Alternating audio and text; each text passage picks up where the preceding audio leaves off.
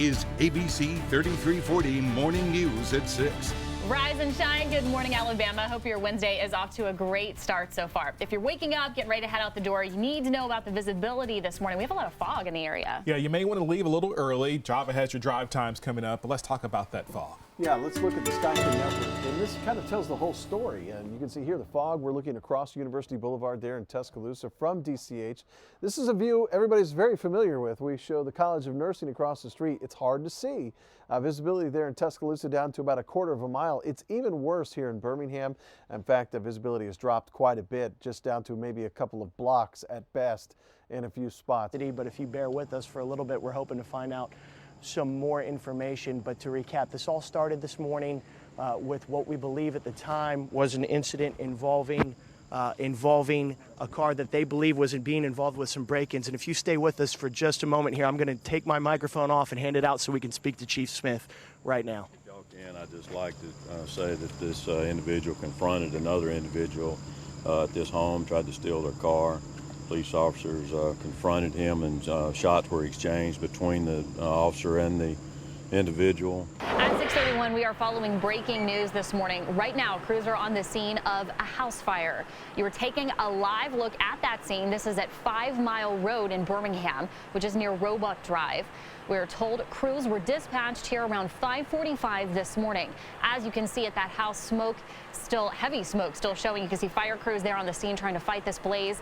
Now, we know this is a one-story house, and it is right behind a church. So at this point, not a lot of other details are known about this fire. We're not sure yet if any other structures are threatened. We are working to get more information. Obviously, we have a crew there live on the scene.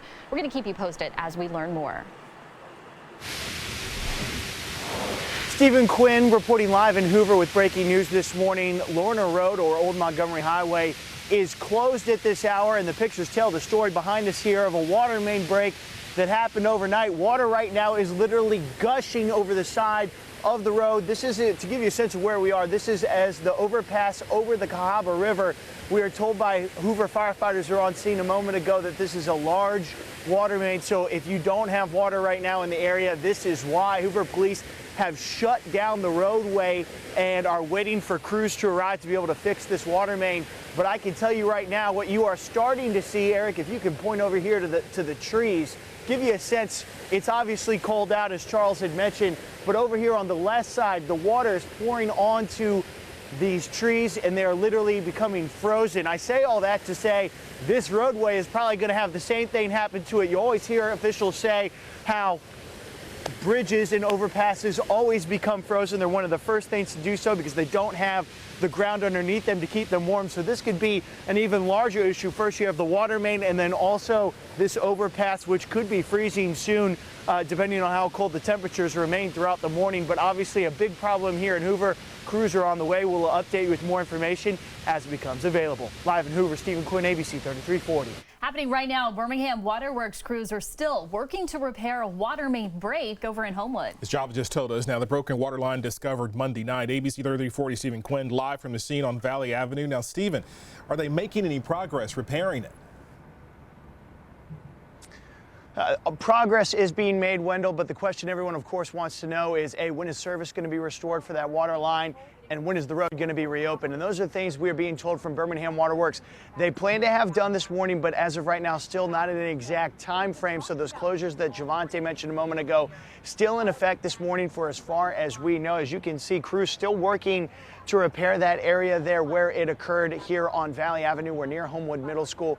We are told from the crews that they've located the source and are working to restore service. One of the things that we know right now is that residents at the Overlook at Homewood Apartments still do not have water this morning. That was one of the areas that we are told, in fact, one of the few only areas left right now that have been impacted. Now to some breaking news out of Pratt City. This is Avenue G. Fire crews right now fighting a house fire on this street. You can see them there still working the scene. We have learned one person is possibly trapped inside of this house. We know that crime scene tape is just put up. You can see there at the bottom of your screen. Again, fire crews trying to fight this fire. Wendell Edwards is on his way to the scene right now. We'll have a live report coming up in just a few minutes.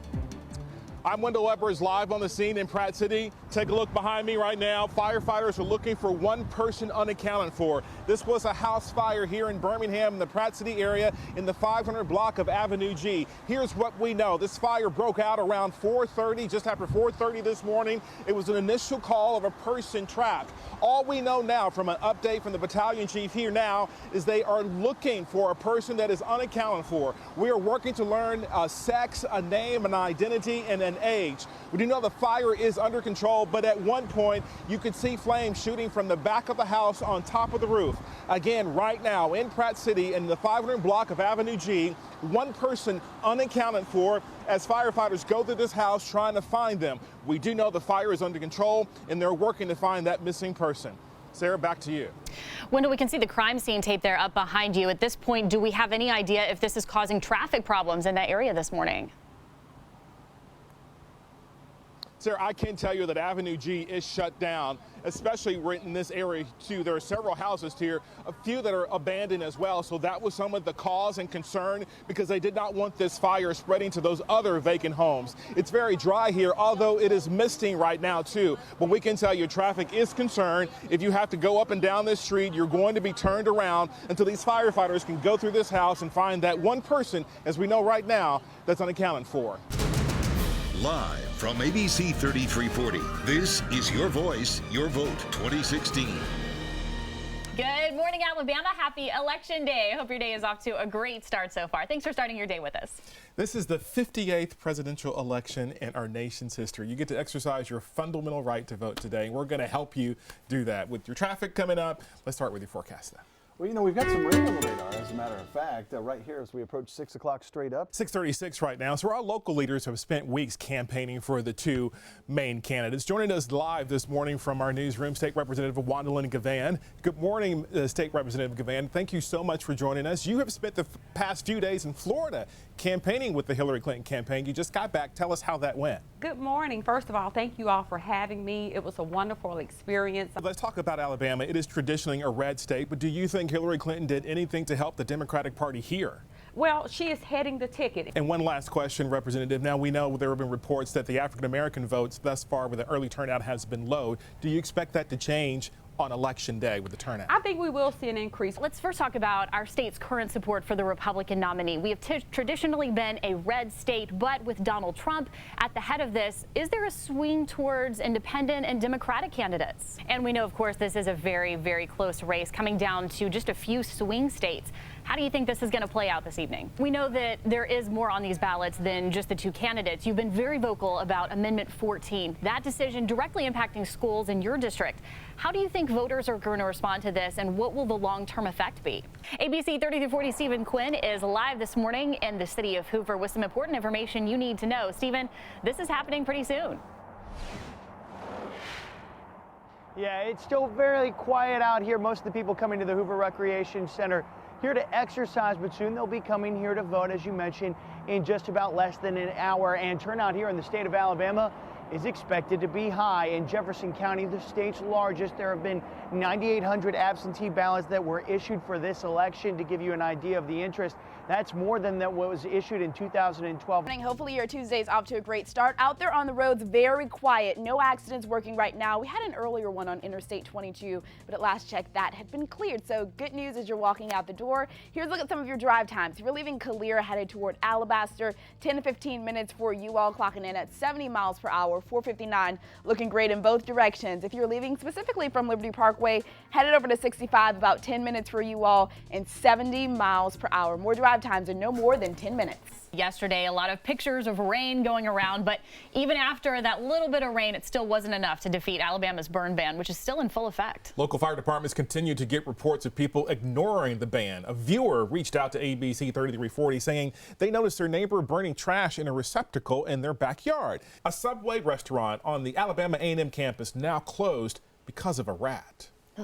The cell phone video is making the rounds on social media this morning. It shows, check it out, a rodent nibbling on a cookie. The Madison County Health Department is investigating. An Alabama A&M spokesperson says a pest control service found no evidence of pests during an evaluation Monday. The university is saying that this is an isolated incident. It's like the book, Give a Mouse a Cookie. He was hungry. Except the book is funny. Yeah, right.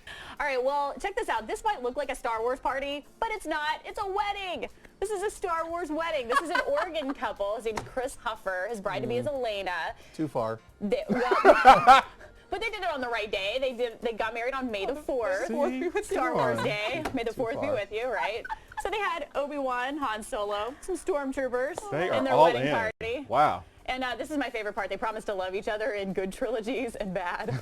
So they got married on May the 4th, and they partake too much, and then they had the Revenge of the 5th. That was good. Very nice. But oh man. Hey, to each its own. They look like they're having fun. They're perfect for each other. That's fantastic. Good for them. True love. Yes. So Game 7, the NBA Finals set for Sunday. History could be made if the Cavs win because the city of Cleveland has not had a championship in more than 50 years. The Cavs won Game 6 last night in convincing fashion, 115 and 101, forcing that decisive Game 7. Now take a look. We all had our predictions.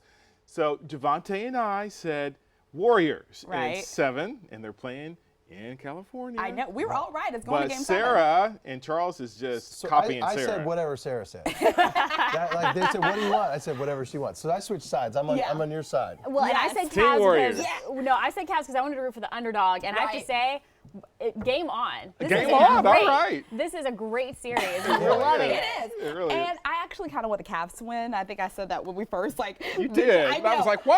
I know. Because Stick with me. Come on now. But it's been interesting because, Steph Curry's wife is saying, did you see her tweet? She was like, this is rigged. Yeah. This is just for Because ratings. Steph was ejected last night, No, it's not rigged. Well, man, tensions are up here. Okay, so it's going to be a good game. Okay, so the question is, are you guys going to stay up Sunday night and watch? No. And then what are you guys going to give us? I didn't even know this was still going on. Until, I had no idea. Charles is just counting so down to crazy. football season, really. Right. That's We're less than like 80 days away. So. Oh, We man. got to come up with what y'all going to give us when we win. So, Oh. hey, here's I your don't think sports. so. No.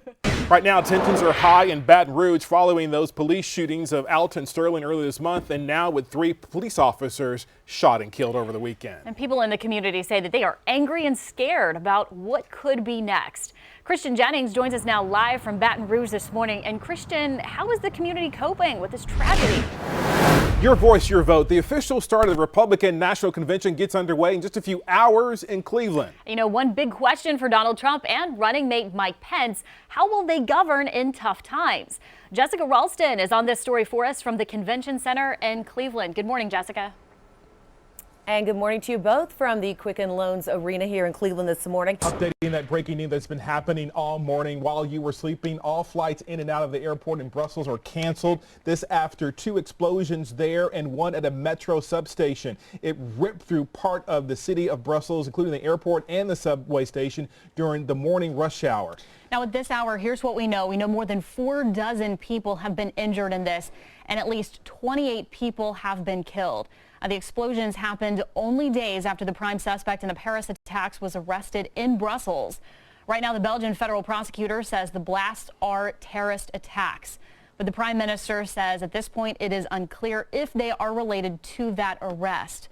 The threat level this morning is raised to the maximum level. That's a level 4 terror alert, meaning that an attack is imminent.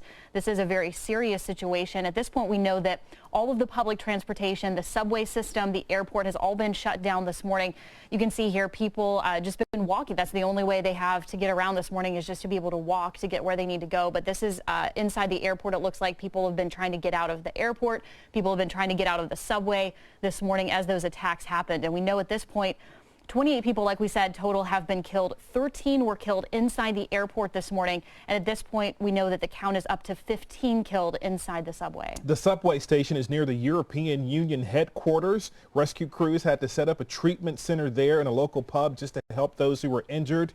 We understand, too, that this has now been officially declared as a suicide bomb attack, at least at the airport. Belgium officials, too, are still trying to figure out who is responsible for this. Even France has beefed up its security at airports, too, neighboring France. Belgium is located northeast of France, west of Germany and south of the Netherlands. This obviously is in Europe.